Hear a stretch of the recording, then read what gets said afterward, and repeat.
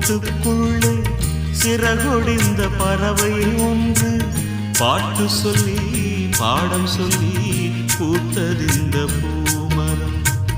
சின்னமணி கூட்டுக்குள்ளே சிறகொடிந்த பறவை ஒன்று பாட்டு சொல்லி பாடம் சொல்லி பூத்ததிந்த பூமரம்.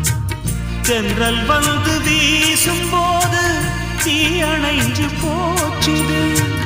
தென்றலால தீ அணைஞ்சா எனக்கு தென்றல்.